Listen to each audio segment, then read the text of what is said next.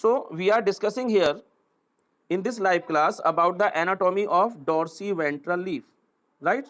We are studying here about the dorsoventral leaf because dicot leaf is also be termed as the dorsoventral leaf. ये dicot leaf का दूसरा नाम है, right? तो you will have to remember dorsiventral leaf, and here we are studying about the dorsoventral leaf, or you will also term here the dicot leaf, right? तो यहाँ पर हम एक ही लीफ को दो नाम दे रहे हैं. You will remember here the other name is dorsoventral leaf. This is the scientific term. Okay, and this is also the name for the same leaf, dicot leaf, right? Now here we are going to study the different part, different anatomical structure ki what anatomical structures are present in this dicot or dorsoventral leaf. So the first uppermost layer you will term here the adaxial epidermis.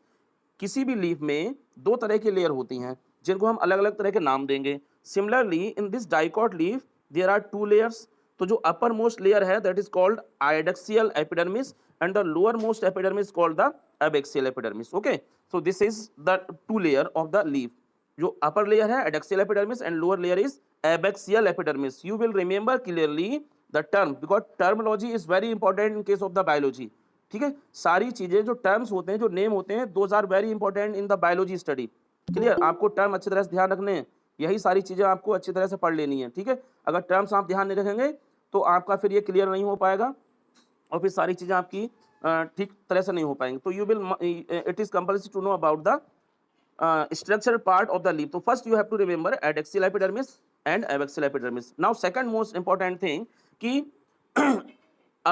the layer that is present, that is called the cuticle. Cuticle is the layer that is present on both surfaces, adaxial epidermis and abaxial epidermis, that protect the both layer of the leaf.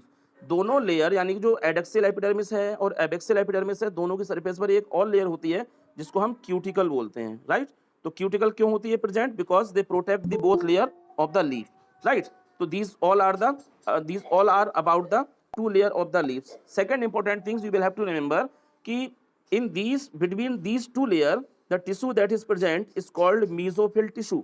Okay, इन दोनों layer के बीच में एक tissue होता है जिसको हम mesophyll tissue बोलेंगे. ठीक, ये मीजोफिल टिश्यू है.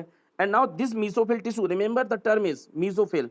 This mesophyll tissue will have two types of the cells, and these two types of cells, one type of cells are called palisade mesophyll and other type of cells are called spongy mesophyll. remember here कि दोनों epidermis के बीच में जो tissue है इसको हमने mesophyll बोल दिया.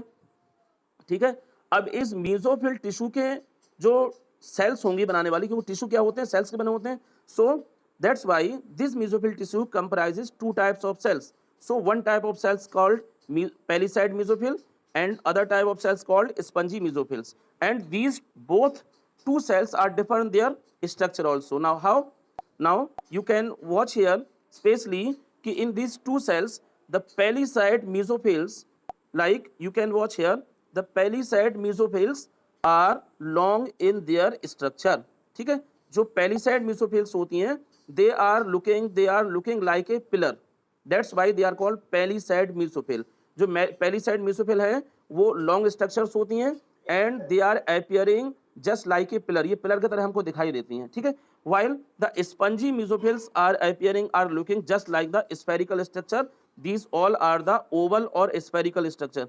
जबकि जो स्पंजी मेसोफिल्स होती हैं वो या तो ओवल होंगी या स्फेरिकल होंगी. तो that is the different in these two cells in their structure की how they are differ in their structure. तो palisade मेसोफिल्स are appearing just like the pillar, but mesophyll tissue but spongy mesophyll cells are looking just like a spherical structure or oval structure.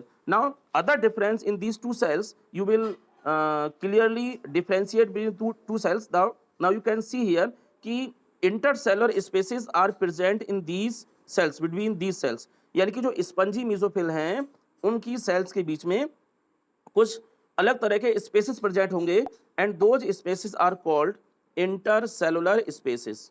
ठीक है, जो spongy sales हैं, mesophyll की जो spongy sales हैं उनके बीच में जो स्पेसेस होते हैं उनको हम नाम देते हैं intercellular spaces, right? But these intercellular spaces are absent in these palisade mesophylls. जबकि जो इंटरसेलुलर स्पेसेस कोई स्पेस नहीं होगा इन पैलिसैड सेल्स के बीच में. This is also the difference between palisade and spongy mesophyll or parenchyma. Remember here, the intracellular spaces are absent in palisade mesophills, but these intracellular spaces are present between the cells of spongy mesophills, right?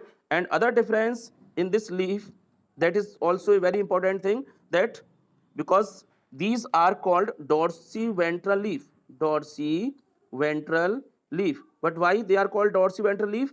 Because more number of stomata are present on lower surface of the epidermis. Stomata, you know, these are the pores for gaseous glands, you have, as you have studied in 10th class.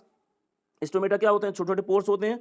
तो यहाँ पर आपको ये ध्यान रखना है कि जो लोअर एपिडर्मिस है, that is called abaxial epidermis. तो एबैक्सियल एपिडर्मिस पर the number of stomata are more comparatively upper epidermis. Upper epidermis या तो बहुत कम नंबर में स्टोमेटा होंगे या होंगे ही नहीं, जबकि the more number of stomata are present in lower epidermis, right? This is also about the dorsiventral leaf. And other thing you will remember about this leaves, about the vascular tissue. You can see, you can watch here about the vascular tissue, right? This is about the vascular tissue. And you know ki vascular tissue are the patches or the group of xylem and phloem. Similarly, the xylem and phloem are present over there. Okay, xylem और phloem यहाँ पर भी present हैं. तो xylem और phloem दोनों present है, तो इसलिए हम इसको वैस्कुलर टिश्यू बोलेंगे. And now the important thing you will remember here, that this vascular tissue और जाइलम और phloem is surrounding by bundle sheath. Now what is the bundle sheath? तो bundle sheath is the surrounding layer of vascular tissue और xylem and phloem. Bundle sheath जो होती है वो parenchyma sales की बनी होती है, and this layer completely surround the vascular tissue, xylem and phloem, right? तो this is all about the anatomical structure और cells or part of the dicot leaf. Is that clear? So this is everything we have explained here about the dicot leaf. If anyone have any confusion regarding this topic, you can ask any your query regarding this topic. Okay.